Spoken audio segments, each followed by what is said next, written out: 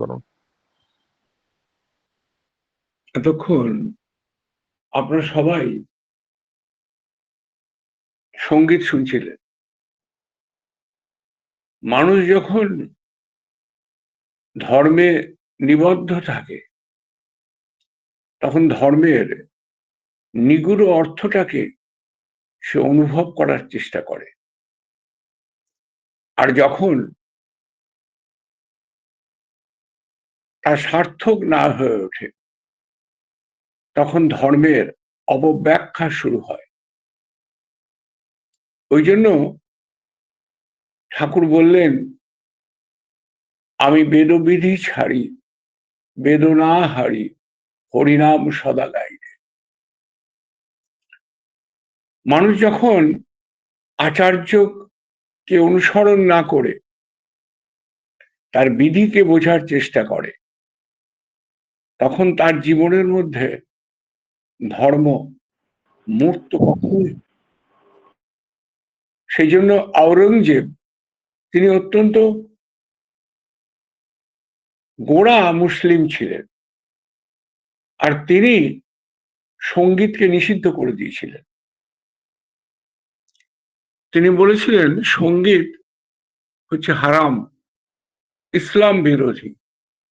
তাই তার রাজত্ব থেকে তিনি সব সঙ্গীতজ্ঞকে বের করে দিয়েছিলেন। সঙ্গীতজ্ঞরা এর প্রতিবাদে একটা কফিন নিয়ে কাঁধে করে যাচ্ছে, তা উনি দেখেছেন, দেখে জিজ্ঞেস করছেন যে ওরা কিসের মিছিল করছে। বলে সঙ্গীতের মৃত্যু ঘটেছে তাই মিছিল করছে তার কফিন নিয়ে। বলছে এমন নিচে পুঁতে দাও যেন আর কোনোদিন বেরোতে না পারে। হযরতের কথাটার ভুল ব্যাখ্যা করেছেন। সঙ্গীত তখন হারাম হয় যখন দেখা যায় তাই নিয়ে মাতামাতি হচ্ছে, তা ঈশ্বর অভিমুখী মানুষকে করছে না। তাই ঠাকুর বললেন অশ্রু পুলক শ্বেত কম্পন এই যা আমরা করছি, এটা কিন্তু যদি প্রেম না থাকে তাহলে কিছুই হয় না। এই কথাটা মানে এই নয় যে কীর্তনের প্রয়োজন নেই, গানের প্রয়োজন নেই, সঙ্গীতের প্রয়োজন নেই। এই মর্মার্থটাকে অনুভব করাটা হচ্ছে ধর্ম। তাই ঠাকুর বলছেন আধ্যাত্মিকতা তাই যা মানুষকে কারণমুখীন করে। ওই জন্য সত্যানুসরণ তাকে তিনি বললেন নিষ্ঠা রেখো কিন্তু গোড়া হয়েও না। নিষ্ঠা মানে তার সাথে লেগে থাকা, আমি তার সাথে লাগবো, তার সাথে যুক্ত থাকবো। আমার জীবনের উদ্দেশ্য কি, কি হওয়া উচিত? আমার জীবনের উদ্দেশ্য হওয়া উচিত তিনি কি করে খুশি হবেন, তিনি কি করে আনন্দিত হবেন, তার তুষ্টি হচ্ছে তো আমার চলায়। আমার প্রতিটা তাকানো, প্রতিটা চলা, প্রতিটা কথা বলা, আমার নিবেদন, তাতে তিনি খুশি হচ্ছেন তো, তিনি ভালো থাকছেন তো। আমরা যখন একজন কোথাও যায়, আমার বাড়িতে এলো কিংবা আপনার বাড়িতে এলো, তখন আমাদের যারা গুরুজন আছেন তারা বলেন সাবধানে যাবি কিন্তু। ঠাকুর বলছেন সাবধান এ যাবি এর অর্থ কি? কি বলতে চাইছি আমরা সাবধানে যাবি? ঠাকুর বলছেন সাবধানে যাওয়া মানে নিজেকে ঈশ্বরের সাথে যুক্ত করে যেন আমরা যেতে পারি। আমাদের বামাচরণ একজন আছেন, তিনি ঠাকুরকে প্রণাম করেছেন, ঠাকুর চলে যাবেন আর কি, ৬২ সাল। ঠাকুর তার দিকে তাকিয়ে বলছেন সাবধানে থাকবে। বামাচরণদা বলছেন সাবধান বুঝি না, আপনাকে মাথায় রেখে চলবো।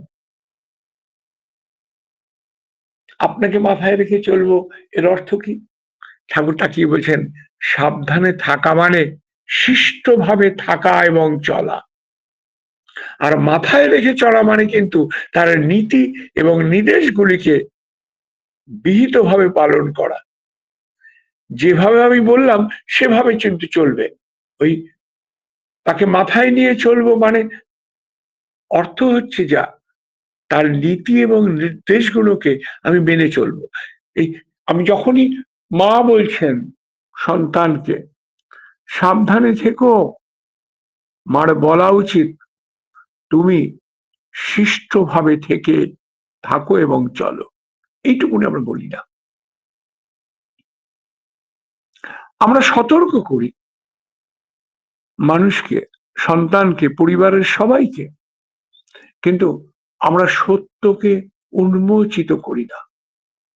আর পরম পুরুষ যখন আসেন তিনি সত্যকে আমাদের সামনে হাজির করে দেন, আর তখন সেই সত্যের জ্যোতিটা আমরা অনুভব করতে পারি, আর তার আলোকে তখন আমরা আলোকিত হই। সত্য তিনি, জীবনের সত্য তিনি, এই উপলব্ধিটাকে আমাদের কিন্তু আনা দরকার। উপমানে নিকটে আর লব্ধি মানে পাওয়া, তাকে নিকটে পাচ্ছি কিনা এটা প্রতি মুহূর্তে ভাবা দরকার। সেখানে আমার বিচার, আমার অভিমান, কোনো কিছু যেন পথের প্রতিবন্ধকতা সৃষ্টি না করে। ঠাকুরের সামনে আলোচনা চলছে, ঠাকুর বসে আছেন, গড়গড়ায় তামাক খাচ্ছেন, আলোচনা হচ্ছে মান নিয়ে। মান, একজনা কথা প্রসঙ্গে বলছেন রাধার মান বড় না হনুমানের মান বড়, কার অভিমান ছিল, কার অভিমান বেশি? একজন উত্তর দিচ্ছেন যে রাধার অভিমান ছিল, রাধার খুব অভিমান ছিল। অভিমানে দিকে আর মান মানে ওজন। মানে রাধা মনে করতেন যে একমাত্র কৃষ্ণ তার, আর কাউর না, আর কাউর না তিনি, একমাত্র কৃষ্ণ তার। আমাদেরও হয় মাঝে মাঝে, আমরা যখন মন্দিরে থাকি তখন সেই মন্দিরে থাকতে থাকতে ওই মন্দিরটা আমার কাছে এমন হয় যে আমি মনে করি সেই মন্দিরে ঠাকুর লিভিং রয়েছেন। বলি আমার মন্দিরে ঠাকুর তামাক খান, আমার মন্দিরে ঠাকুর জাগ্রত, আমার মন্দির সব মন্দিরের সেরা, এখানে ভোগ নিবেদন হয়, এখানে ঠাকুর ভোগ খান। এটা অভিমান। আমি সব মন্দিরেই তিনি আছেন, আমি আমার মন্দিরের মধ্যে থেকে তাকে শ্রেষ্ঠত্ব প্রমাণ করতে চাইছি। যেমন আমরা বলি না তিরুপতি বালাজি এখানে তিনি লিভিং, এখানে দান করো, যেন আর কোথাও তিনি নাই, তিনি ওখানটাই আছেন।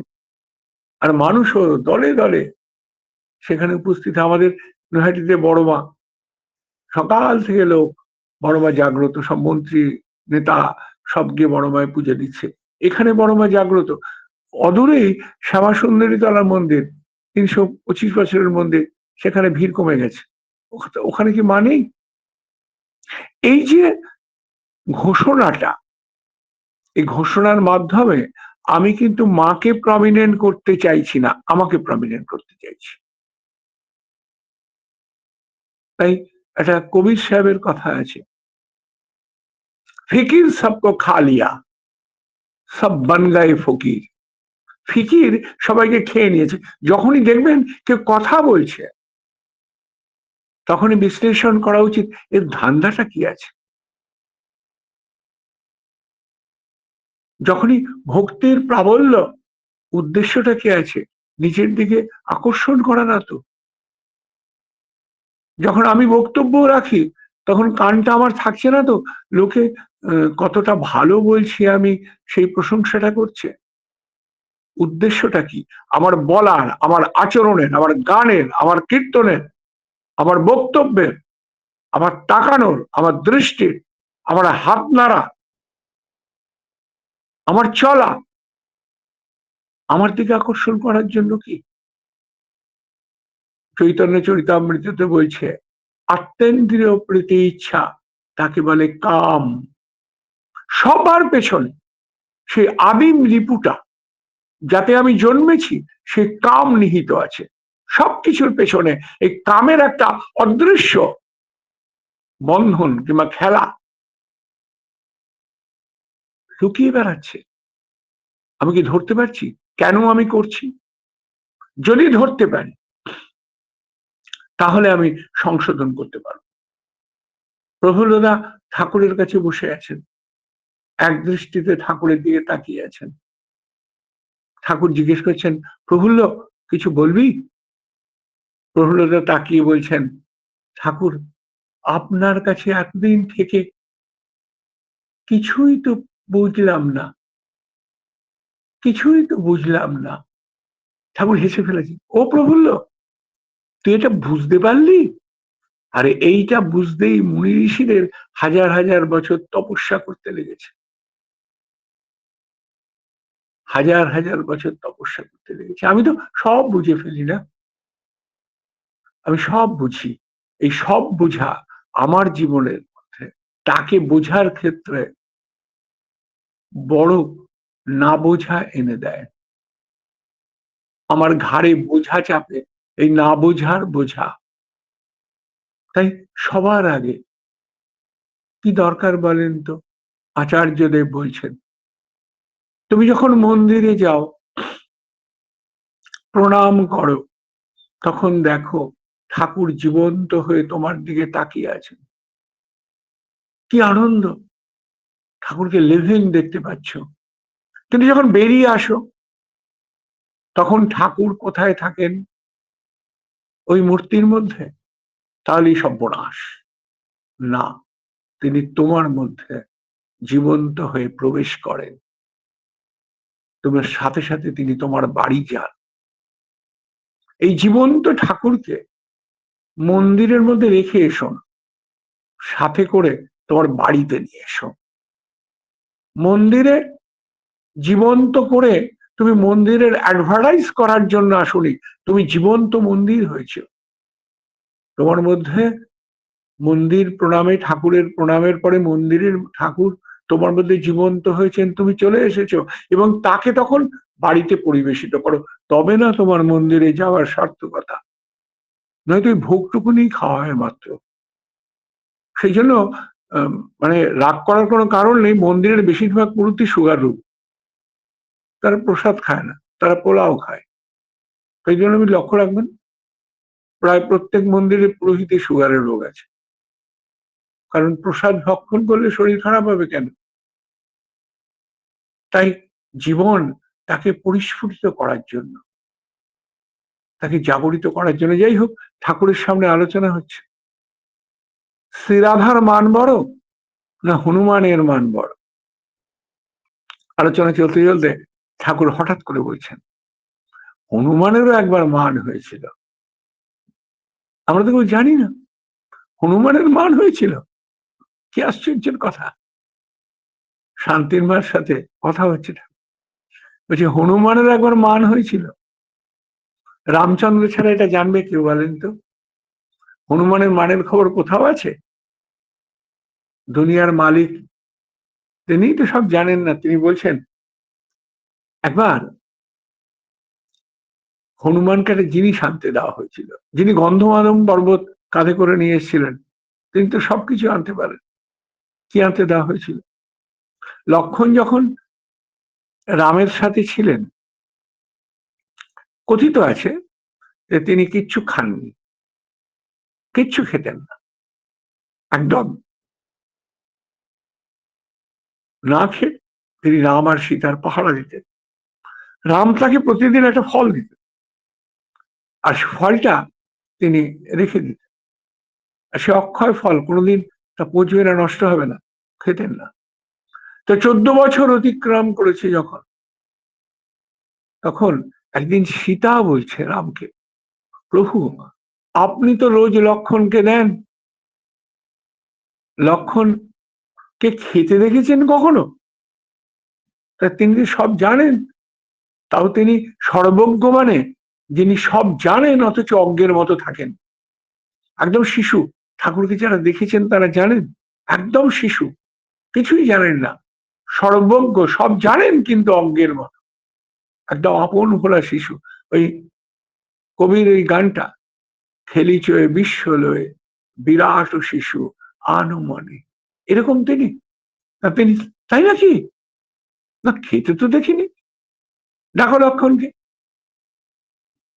তা লক্ষণকে ডাকার পরে রাম জিজ্ঞেস করলেন, লক্ষণ, তোমাকে যে ফলগুলো দিই তুমি খাও।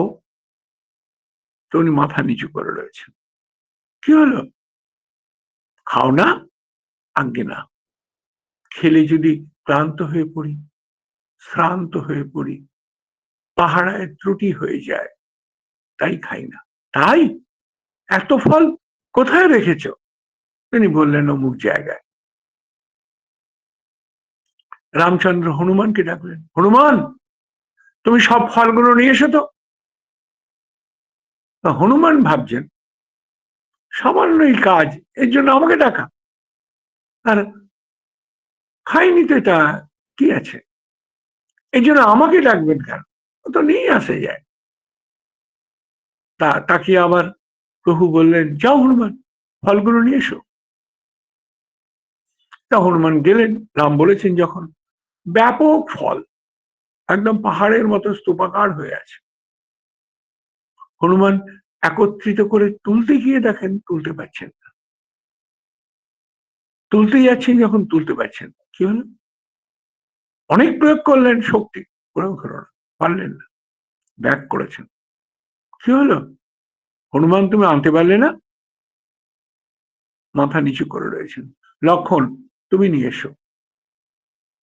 লক্ষণ এবার গিয়ে অতি সহজেই ফলগুলো নিয়ে এসে সামনে রাখ। হনুমান লজ্জিত হলেন, কেন পারলেন না? ঠাকুর শান্তির মাকে বলছেন, আপনারা অমিয় সাহেবের কন্ঠের মধ্যে পাবেন বোধহয় এটা। কেন পারলেন না? তার কারণ, হনুমানের মনে মান হয়েছিল, ওই একটুর জন্য, ওই একবারের জন্য মান হয়েছিল, পারলেন না। কিন্তু লক্ষণ পারলেন কেন? কারণ তিনি প্রভুকে সর্বস্ব মনে করে রয়েছেন। তার একটাই আকাঙ্ক্ষা, আমি প্রভুকে নিয়ে থাকব, আমি প্রভুর কাছে থাকব, এবং তাকে সেবা করাটাই আমার জীবনের উদ্দেশ্য বলে ওই সময়ের জন্য মনোভাব রয়েছে। আর তাই জন্যই তিনি ওই ফল আনতে তার একটু কষ্ট হয়নি, যা হনুমানের হয়েছিল। এই মান থাকলে অভিমান নরক তুল্য, তা কখনো কিন্তু প্রভুর কাছে আসতে দেয় না। ওই জন্য কবি গেয়েছেন, রবীন্দ্রনাথ সঙ্গীত রচনা করেছেন, অহংকার তো পায় না নাগাল, যেথায় তুমি ফেরো। অহংকার তার দরজায় আসতে দেয় না। অহংকারে আঁশ আছে, যেমন সুতোর মধ্যে সুতো ঢোকাতে গেলে আঁশ থাকলে সেই সুতো প্রবেশ করে না, সেই সুতো আটকে যায়। তখন কি করতে হয়? মায়েরা তখন একটু জলে ভিজিয়ে নেন, তারপর ঢোকান সুতোর মধ্যে, সূচের মধ্যে সুতো। এই অহংকার আঁশের মতো, আটকাতে যায় না। যখন জলে ঢোকানো যায়, মানে ভক্তির রসে নিমগ্ন করা যায়, তখন তা নরম হয়ে যায়। তাই যখন প্রভুকে নিয়ে চলি আমরা, তখন ফিকির আমাদের নষ্ট করতে পারে। ওই যে বলেছিলাম, কবির একটা বাণী বলেছেন, ফিকির সবকো খা লিয়া, সব বন গায়ে ফকির। আমরা অন্তরে দীন হয়ে গেছি, কারণ আমাদের ফিকির খেয়ে নিয়েছে। আর ফিকির খেয়ে নিয়েছে বলেই এই অজান্তে আমরা আসক্ত হয়ে পড়েছি। কিসে আসক্ত হয়েছি? কখনো কামে, কখনো লোভে, কখনো ক্রোধে, কখনো ক্ষমতার লোভে আমরা আসক্ত হয়ে পড়েছি। আর আসক্ত হয়েছি যখন, তখন অন্তরে আমরা ফকির হয়ে গেছি, অন্তরে দীন হয়ে গেছি। আর পরের লাইনটা, কে ফকির তাহলে? ফিকির কো জো খা লিয়া, সব বান গায়ে ফকির। আমি যদি ফিকিরকে খেয়ে নিতে পারি না, তাহলে সত্যিকারের ফকির হতে পারো। আর জীবনের সত্যিকারের ফকির হওয়া যে কত আনন্দের, যদি একবারের জন্য কেউ তা হয়ে থাকে কখনো, একবারের জন্য যদি কেউ হয়ে থাকে কখনো, তখন ঠাকুর রামকৃষ্ণ বলছেন, তখন ইন্দ্রিয়ের স্বাদ তার কাছে আলুনি বলে মনে হয়। তখন ইন্দ্রিয়ের স্বাদ, ইন্দ্রিয় দিয়ে তো আমরা অনুভব করতে পারি, আমাদের যা কিছু অনুভব, যা কিছু আমাদের টেস্ট, তা সব ইন্দ্রিয় দিয়ে। হাতের স্পর্শ অনুভব করি টাচ করে, নাকের নিঃশ্বাস দিয়ে, আমরা সুগন্ধ নিই, চোখ দিয়ে সুন্দর জিনিস দেখি, আমাদের যা কিছু সব অনুভবের রাজত্ব, সবকিছু তো ইন্দ্রিয় দিয়ে না, সব ইন্দ্রিয় দিয়ে হয়। কিন্তু এই ঠাকুর রামকৃষ্ণদেব বলছেন, তাকে নিয়ে যখন চলা হয় তখন অন্তরেন্দ্রিয় জাগ্রত হয়। তখন চোখের মধ্যে যে চোখ, কানের মধ্যে যে কান, যা আমাদের বহিরঙ্গগুলোকে চেতন সম্পন্ন করে তোলে, এই চেতনা তো আমাদের জাগ্রত করে না। ওই জন্য রবীন্দ্রনাথ বলছেন, তোমার চেতনার রঙে পান্না হলো সবুজ, চুনি উঠল রঙিন হয়ে।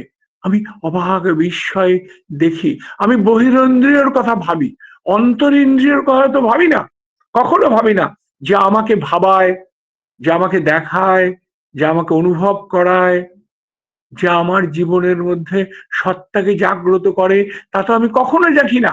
আমি বাইরেটা নিয়ে ভাবি, ভেতরটা নিয়ে ভাবি না।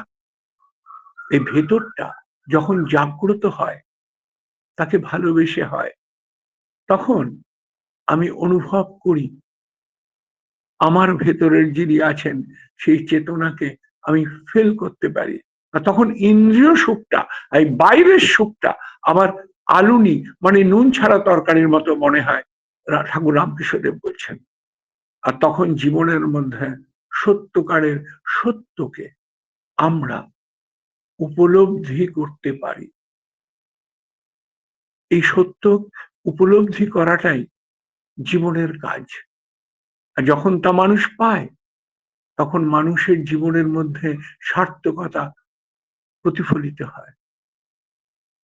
আমি যার কাছে যেতাম খুব ছোটবেলায়, তিনি ইছাপুর রাইফেল ফ্যাক্টরির জেনারেল ম্যানেজার ছিলেন। তার নাম কিরণ চন্দ্র ব্যানার্জি।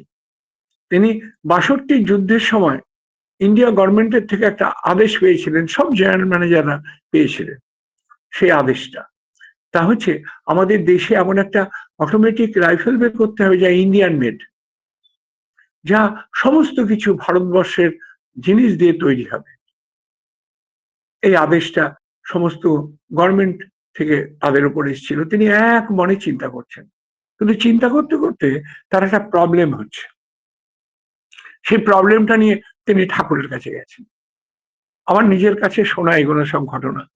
ঠাকুর বসে আছেন হিমায়তপুরে না দেওঘরে, তখন চলে এসছেন তিনি। লাল মাটি সামনেটা, আমাদের পার্লারটা আছে, এই পার্লারের সামনে তখনও বাঁধানো হয়নি, এখন যেমন বাঁধানো হয়ে গেছে। আর যেখানে এখন আচার্যদেব বসেন, শ্রী শ্রী বরদা বসতেন, দাদা বসতেন, ওই জায়গাটা ছিল তাসু, ঘেরা জায়গা, ওখানে ঠাকুর বসতেন, পরে ওটা ভেঙে দেওয়া হয়েছিল। ওই কাজটাই ঠাকুর তাঁবু নিয়ে বসে আছেন, তাঁবু খাটানো বসে আছেন। কিরে কিরণ, জিজ্ঞেস করছেন কিরণ ব্যানার্জি তাকে, কেসি ব্যানার্জি দা, কি খবর? বলছে আগে একটা প্রবলেম হচ্ছে। বলে কি হচ্ছে? বলে যখনই ধ্যান করতে বসছি, তখনই আমি বন্দুক দেখছি আপনাকে দেখার বলো। ঠাকুর খিলখিল করে হেসে উঠেছেন। আমি, ঠাকুর আমার মন খুব খারাপ হয়ে যাচ্ছে, ধ্যান করতে বসলেই বন্দুক দেখি। ঠাকুর বলছেন ওটাই ঠিক। সত্যানুসরণে আছে, ধ্যান মানে কোনো কিছু চিন্তা নিয়ে লেগে থাকা, আর যা তোমাকে বিক্ষেপ আনে কিন্তু ভেঙে দিতে পারে না, তাকে সার্থক করে তোলে, ওটা ধ্যান। তুমি ওই যে বন্দুক ধ্যান করছো না, তার মানে তোমার মধ্যে একটা ইনকুইজিটিভনেস এসছে, অনুসন্ধিৎসা এসছে, তুমি একটা নতুন কিছু বের করতে চাইছো দেশের জন্য, ওটা ঠিক। ধ্যান করার সার্থকতাতে ওখানে যখন ইষ্টের গুণাবলী নিয়ে আমি চিন্তা করতে থাকি, তখন আমার কাছে আমার জীবনের ফোকাসটা আসে। আমি কি করতে চাইছি তা আমার কাছে প্রতিভাত হয়, ফোকাস হয়, আর তখন তা সার্থকতায় রূপান্তরিত হয়।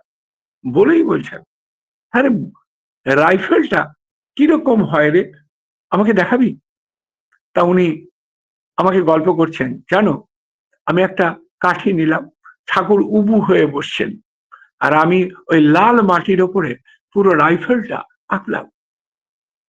ঠাকুর বাচ্চার মতো জিজ্ঞেস করছেন, ব্যারেল কোনটা, ট্রিগার কোনটা, কোনটা দিয়ে গুলি পাস হয়, কিভাবে হয়, এই সব তিনি খুঁটি নাটি শুনছেন বসে বসে। আর শুনতে শুনতে তিনি ওই গল্প করছি তো আমি, সামনে একটা কাঠি নিয়ে বসে ওই একটা কি একটা ওর মধ্যে আঁকি বুকি কাটলেন। ব্যানার্জিদা বলছেন, আমার গায়ের রোমটা খাড়া হয়ে উঠল। আমি এতদিন যে ধ্যান করছিলাম যা নিয়ে, যা পারছিলাম না, তা হচ্ছে একটা ট্রিগার, একটা প্রবলেম হচ্ছিল। কিছুতেই আমরা ইঞ্জিনিয়াররা সবাই বসে সলভ করতে পারছিলাম না, কোথায় এই রাইফেলটার কোথায় প্রবলেম, আমরা ইঞ্জিনিয়ারিং ত্রুটিরা সারাতে পারছিলাম না। আর সেই জন্যই আমার ধ্যান হচ্ছিল, খালি বন্দুক দেখছিলাম। ঠাকুরের কাছে এই কারণে এসেছিলাম, আপনার কথা, ছবিটা আসছে না, খালি বন্দুক আসছে। ঠাকুর মুহূর্তে সলভ করলেন, ওই ড্রয়িংটার মধ্যে কাঠিটা দিয়ে সলভ করে দিলেন ত্রুটিটা। আমি তাকিয়ে অবাক হয়ে গেলাম, ঠাকুরের মুখের দিকে তাকিয়েছি, কিছুই জানেন না, সহজ সরল, একদম ডিপার্ট একটা ভালো মানুষ, একটা যেন ছোট্ট শিশু, অজানিতে স্কেচের উপর যেমন বাচ্চারা দাগ টানে, কিন্তু টেনে ওই রাইফেলের ত্রুটিটা একদম ঠিক করে দিলেন। অবাক বিস্ময়তে রইলাম। বেরিয়ে এলাম, বেরিয়ে এসে আমি ওই রাইফেলের ড্রয়িংটা যখন জমা দিলাম, তখন ভারত সরকার আমাকে পদ্মশ্রী দিল। আমাকে আমি আমি তার ঘরে গিয়ে ছবি দেখছি, রাধাকৃষ্ণন তাকে দিচ্ছেন পদ্মশ্রী, তার ঘরে এখনো বোধহয় ছবিটা আছে, ব্যারাকপুরে বাড়ি। তিনি আমাকে তাকিয়ে বলছেন, এই পুরস্কারটাকে আমার। তিনি এই পুরস্কারটা আমার হাতে এনে দিলেন, তিনি দিলেন আমাকে, এটা নয় আমার। আর আমি যখন এই রাইফেলটার ফাইনাল টেস্ট হচ্ছে জব্বলপুরে, তখন এই রাইফেলটার টেস্ট হচ্ছে, 3 বাহিনীর প্রধান, বিমান বাহিনী, নৌবাহিনী, সেনাবাহিনীর প্রধান সব দাঁড়িয়ে আছেন।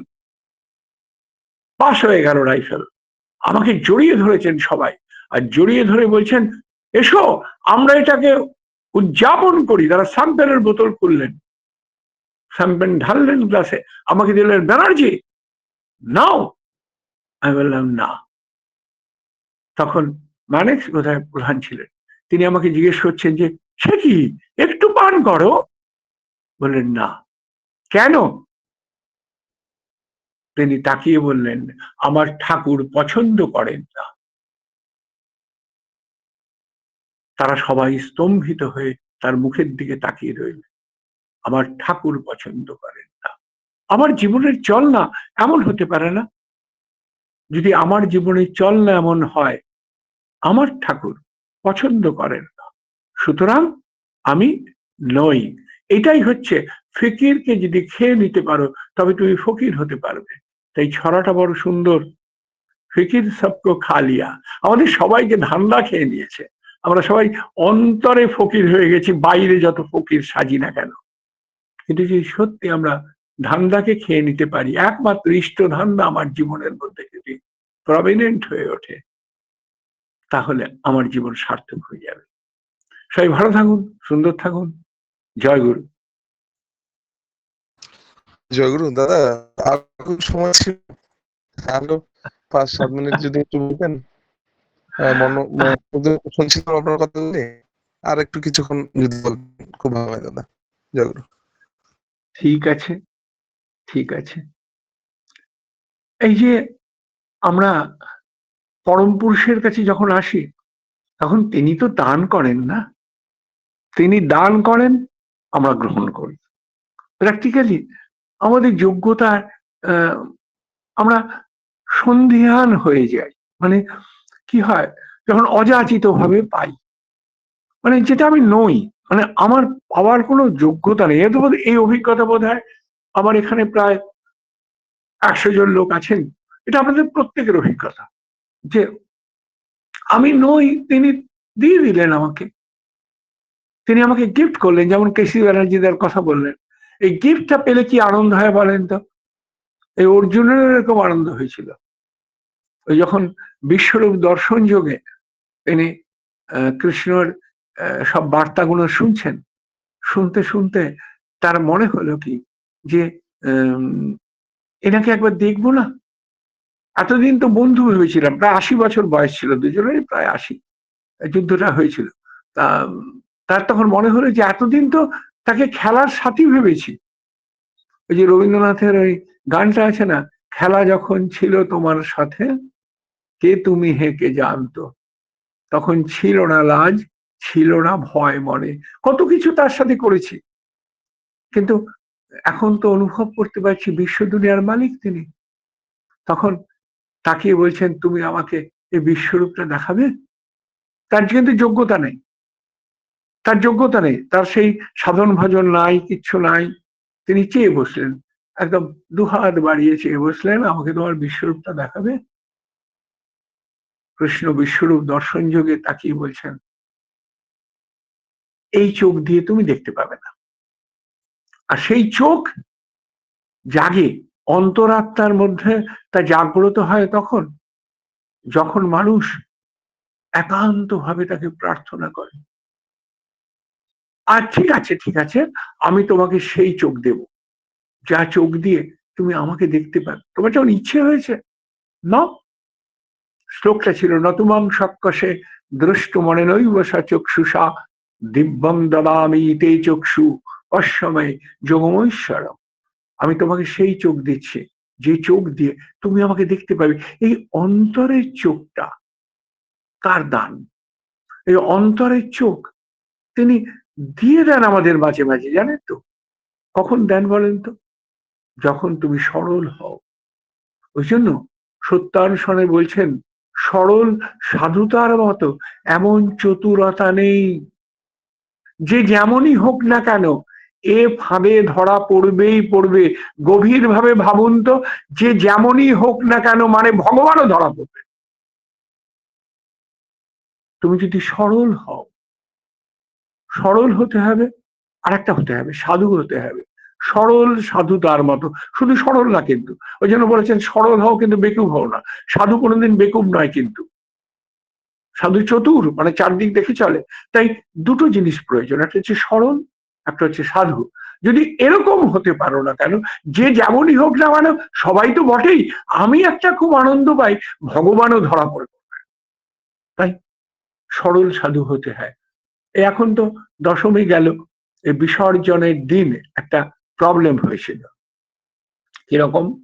বহুদিন আগে, তখন যানবাজারে মথুর বাবু ছিলেন।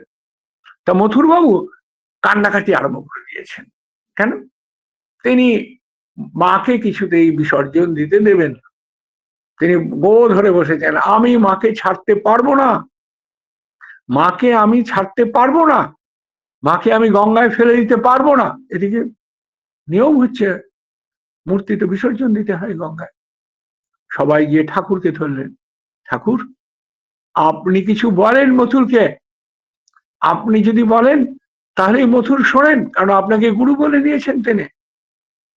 তা তিনি তখন গেলেন মথুরের কাছে, মথুরের কাছে গিয়ে বললেন, মথুর তুমি শোনো, তুমি এই যে এতদিন পূজা করলে কেন, কেন পূজা করলেন? ঠাকুর ব্যাখ্যা করছেন, পূজা মানে সম্বর্ধনা, সম্বেগ ভাবে বেড়ে ওঠা। কিরকম বেড়ে ওঠা বলেন তো? ভগবানকে নিজের মধ্যে গ্রহণ করা। তাকে গ্রহণ করা কি যে সে ব্যাপার নাকি? বড় না হলে তুমি কি করে তাকে গ্রহণ করবে? ওই জন্য গীতায় বলছেন তিনি, জানো, অর্জুনকে বলছেন, আমি পাহাড়ের মধ্যে মরুত, গাছের মধ্যে অশ্বত্থ, বলতে বলতে বলছেন মানুষের মধ্যে অর্জুন। সুতরাং তাকে যদি তুমি নিতে চাও ভেতরে, না তাহলে বড় হও। এই বড় হওয়াটাই তোমার জীবনের সাধনা, সব দিক দিয়ে। কোন রেসপেক্টে বড় হব? যে ছাত্র, সে পরীক্ষার মধ্যে উচ্চতম নম্বর পাবে। যে রান্না করছে, সে এমন রান্না করবে যেন অমৃত করছে। যে অফিস করছে সে অফিসের মধ্যে এমন কাজ করবে যে সবাই ধন্য ধন্য করবে। তুমি এমন হবে যে তোমায় দেখে বলবে সবে তুমি আছো জীবন বল্লভ। ও প্রভু, আমি এমন কবে হব আমায় দেখে বলবে সবে তুমি আছো জীবন বল্লভ। তাকেই বলছেন, মথুর, তুমি যে পূজা করলে এতদিন, সেই পুজোয় কি ঘটলো? বাচ্চার মতো একদম সরল ভাবে মথুর বলছেন, কি ঘটলো ঠাকুর? বলছেন, অন্তরে তাকাও, ভেতরে তাকাও, দেখো মা তোমার মধ্যে এসে গেছে, তোমার মধ্যে মা এসে গেছেন। বিসর্জন মানে তো নয় ফেলে দেওয়া নয়, বিসর্জন মানে অর্জন, বিশেষভাবে অর্জন করা। আজকে তুমি মাকে অর্জন করেছো, তাহলে মাটি মাটিতেই মিশে যাক। তাহলে মূর্তি যেখান থেকে এসছে সেই গঙ্গা মাটি, গঙ্গাকে ফিরিয়ে দাও। তার জিনিস নিয়ে এসছো না, তুমি গঙ্গা থেকে মাটি নিয়ে মূর্তি তৈরি করেছো, তা তার থেকে ধার নিয়েছো তো তুমি, না? এখন তোমার প্রাপ্তি হয়ে গেছে। আর এখন গঙ্গার মাটি ধার নিয়েছিলে, তোমার অর্জন হয়ে গেছে, এবার তাকে ফিরিয়ে দাও। আমি তো বলতে পারলাম না, কিন্তু যখন প্রভু বললেন, ঠাকুর রামকৃষ্ণদেব বললেন, তখন মথুর অনুভব করলো যে তার মধ্যে মা অর্জিত হয়েছে। তখন তার গঙ্গাকে, এই গঙ্গার মাটি ফিরিয়ে দিতে আর দ্বিধা হলো না। আমাদের জীবনটা কি এরকম হতে পারে? আমাদের যা কিছু আছে না কেন, সব তার, সব তার, তার থেকে ধার নিয়েছি আমরা, ফিরিয়ে কি দিতে পারি? পারি না। যদি পারতাম তাহলে আমরা মথুরের মতো আজকে সেই বিসর্জনের দিন আমরা তাকে অনুধাবন করতে পারতাম। ওই জন্য রবীন্দ্রনাথ বলছেন, আমায় যে সব দিতে হবে সে তো আমি জানি, আমার যত বৃত্ত প্রভু, আমার যত বাণী, সব দিতে হবে, দিতে হবে। এই দেওয়ার জন্য, ফকির হওয়ার জন্য সৎসঙ্গ পারি না, সত্যি পারি না। চেষ্টা করতে দোষ কি? জয় গুরু।